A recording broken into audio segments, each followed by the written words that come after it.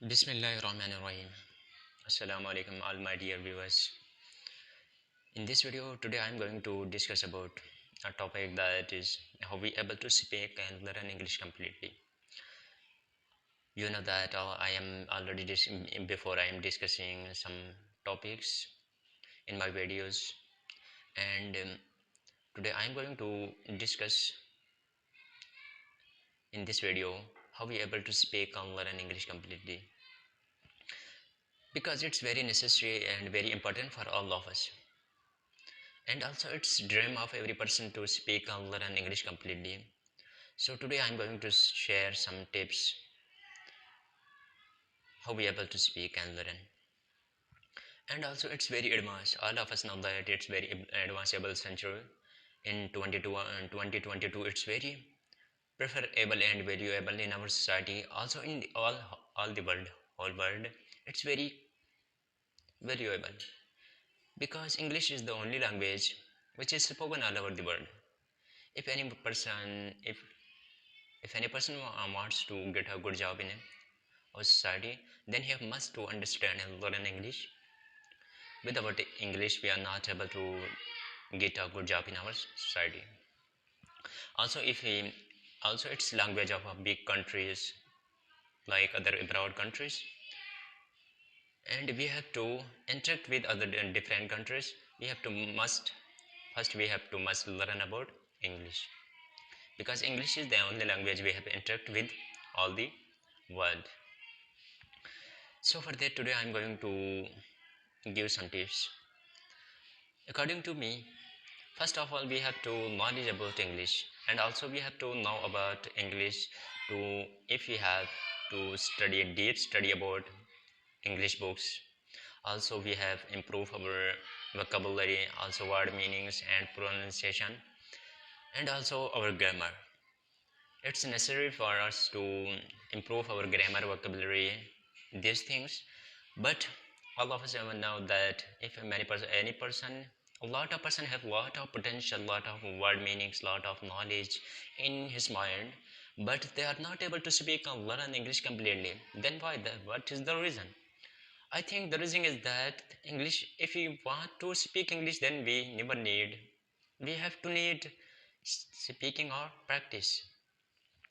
If any person really want to be learn English or speak English, then first he do practice. Without practice we are not able to speak and learn it, because it's just a language, nothing a big or huge problem. It's a language of big other different countries. So for speaking language, for speaking language we must do a practice. So वैसे भी आजकल के हमारे माशरे में ये बहुत common सी चीज़ है, और ये काफ़ी वैल्यूएबल चीज़ है कि हम इंग्लिश को सीख सकें। और इंग्लिश के बगैर आजकल हमारे इस माशरे में कोई अच्छी जॉब या बड़ी जॉब के लिए अगर हम अप्लाई करने के लिए जाते हों, तब भी हमारे पास जो फर्स्ट हमारी जो प्रायोरिटी होती है, यानी हमें जो हमारा जो फर्स्ट डिमांड जो होती है, ये इंग्लिश की होती है। कि जब भी आप देख लो, कहीं पे इंटरव्यू में जाते हैं, कि जॉब के लिए अप्लाई करने के लिए हम जाते हैं, तो वहाँ पे सबसे पहले फर्स्ट हमसे जो क्वेश्चन भी पूछते हैं वही इंग्लिश में पूछते हैं। जस्ट हमें अपनी इंट्रोडक्शन के लिए भी कोई बंदा बोलता है, तो वहाँ पे जो आगे बंदा बैठा हुआ है वो यही बोलेगा कि first you have to introduce yourself and also you use only English, not use our mother tongue. तो इसके लिए अगर हमने अपने माशरे में कोई अच्छी जॉब भी लेनी हो, यानी अच्छा हमने कहीं पे जाना हो, तो उसके लिए भी हमें इसी की नीड है। और लेकिन देखा जाए तो अगर दुनिया में देखा जाए तो इंग्लिश ही वही लैंग्वेज है जिसके ज़रिए से हम पूरी दुनिया के साथ इंटरेक्ट कर सकते हैं। बड़े से बड़े मुल्कों के साथ भी अगर हमने फेस करना हो, यानी उनके साथ हमने इंटरेक्ट करना हो, तो then we have must to understand and speak English.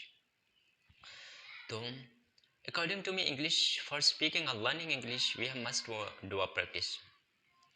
We have to must practice with our friends, with our families. Where anywhere you are going, you have to must try to speak within English, because if we have do a practice, then automatically we are able to speak it.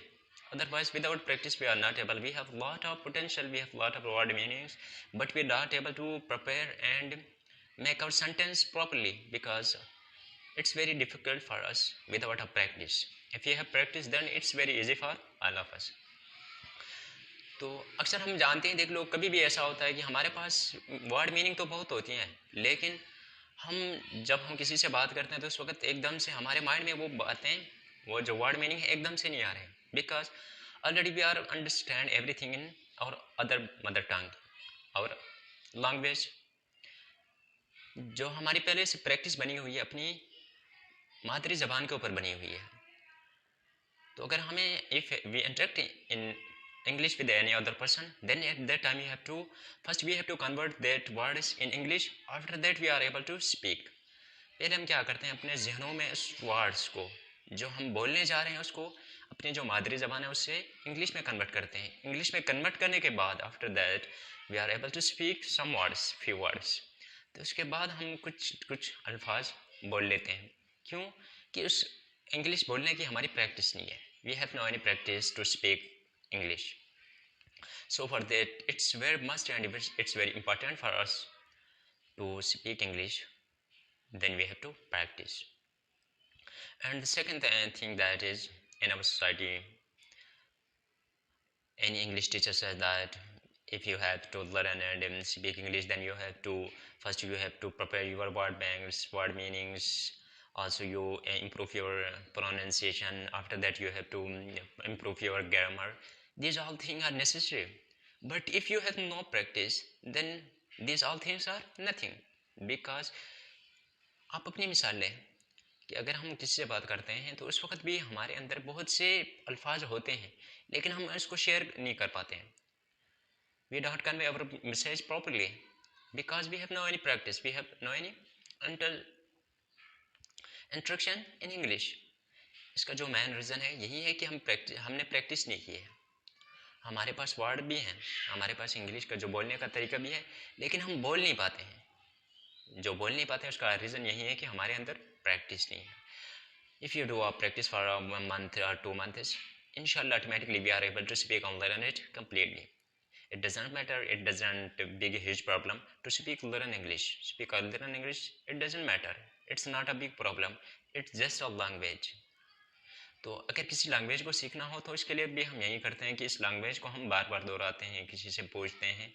And also you never shame to learn and speak English. Because अगर हमारे माशरे में क्या होता है कि हम अगर कहीं पे सीखने की कोशिश भी करते हैं, उससे पहले हम यही सोचते हैं कि अगर मैं कुछ बोल लूँ या उल्टा पुल्टा बोलूँ तो उसमें जाहिर सी बात है लोग मेरा मजाक उड़ाएंगे. But nothing like that, because it's not our language, is in the language of other different big countries. तो इसके लिए अगर आपने सीखना है तो जाहिर सी बात है आपसे गलती भी हो जाएगी. हमें उन गलतियों से भी गुजरना पड़ेगा, तब भी हम इंग्लिश को सीखेंगे. जितना ज़्यादा हम गलती करते जाएंगे इतने हम अपने आप को इम्प्रूव करते जाएंगे और हम सीखते जाएंगे. और हमारे माशरे में इसकी बहुत बड़ी नीड है. We have a big need in our society for speaking English. अगर कहीं पे जाते हैं तो भी हमारा जो टैलेंट है, हमारा जो हमें जो परखा जा रहा है, and any person, if you are going to get a job or if I am going to done a interview, at that time the person who asked from us and also he judged my talent from my English language. वो यही जानने की कोशिश करेगा, यही देखेगा कि इस बंदे की इंग्लिश कैसे है. अगर कोई बंदा इंग्लिश थोड़ी इम्प्रूव इंग्लिश बोल लेता है तो कहते हैं कि वाह, the person is very intelligent and very talented. But I think it doesn't matter. English is just a language, and if we do not judge any person's potential by this language, because it's just a language of speaking. So तो इसके लिए हमने अगर English सही तरीके से सीखना है तो हमें चाहिए, हमें वर्ड्स भी चाहिए, मीनिंग्स भी चाहिए, प्रोनाउंसिएशन भी चाहिए और साथ में ग्रामर भी चाहिए. लेकिन उससे बड़ी जो सबसे बड़ी इम्पॉर्टेंट जो चीज़ है वो हमारे लिए है प्रैक्टिस है. तो हम जितना प्रैक्टिस करेंगे उतना हम इसके ऊपर कमांड ओवर करेंगे, उतना हमें बोलना आ जाएगा. जितनी हमारी प्रैक्टिस कम होगी इतना भले हमारे पास कितने वर्ड्स होंगे, मीनिंग होंगे, लेकिन हम जब कहीं पे बोल लेते हैं उस वक्त हम इसको मैनेज नहीं कर पाएंगे. Because we have no any practice. जब हम किसी से बोल भी लेते हैं, first we have to understand this point in our mind, in our mother tongue Urdu, and first we convert it to English in our mind. After that अगर हम वो कन्वर्ट कर पाते हैं, उसके बाद हम बोलना शुरू करें, then we start speaking from our mouth. तो इसके लिए कि वीडियो बनाने का मकसद ये है कि आपने इंग्लिश अगर सीखनी है, तो इसके लिए आपने सबसे पहले तो जाहिर सी बात है, जो बंदे को इंग्लिश के बारे में पता ही नहीं हो तो वो तो कैसे सीख पाएगा। सबसे पहले तो आपने वर्ड्स मीनिंग बनानी है, अपनी वोकैबुलरी बनानी है, अपनी वर्ड बैंक बनाना, उसके बाद थोड़ी अपनी प्रोनाउंसिएशन इम्प्रूव करनी है, और साथ में थोड़ा ग्रामर भी आना चाहिए। और सबसे जो मोस्ट एंड इम्पॉर्टेंट जो पॉइंट है वो है प्रैक्टिस है।